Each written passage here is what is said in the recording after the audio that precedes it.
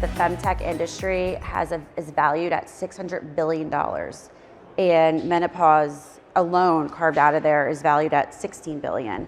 And I've found that, you hear a lot, it's like, oh, the white male, he's not, you go to your VCs, and we're actually in a seed round right now. So we're living through this, and it's challenging and daunting and tiring, but also kind of exciting in a way. And menopause hits every woman unless you're dead and you die before it, right? So every male VC that we get in front of, they're going to resonate with it. And whether it's their mom, their aunt, their sister, and they think back like, wow, my mom was a raging bitch during that time, or she didn't sleep and she was completely crazy. It was, I think it hits home and their ears perk up. And I happen to feel that there has, in the past few years, there's been a lot of VCs and angel investors that are really focused and honed in on femtech alone and looking for, disruptive products. And let's be honest, the VCs, their end goal is return on investment. So why would they not want to invest in a femtech products in an industry that's valued at that, and it's been hardly tapped into?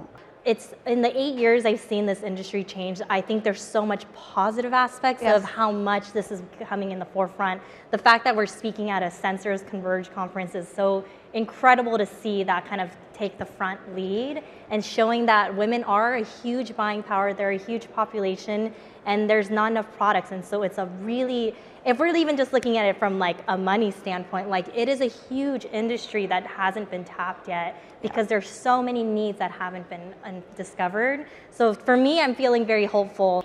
So I think the problem in funding is that people like to fund something that they can feel, that it's their problem, that they can feel the pain. But men inherently, they can't feel our pain. They don't understand how big of a problem this is. And this change, essentially, I got funding mostly from women. And when we launched the product, it flew off the shelf and we sold out and sold out and sold out. Many investors, they started to open eyes and they were like, every second person has a vagina. Okay, it's a big, big, big market, it's a big problem. Painful sex is a big problem.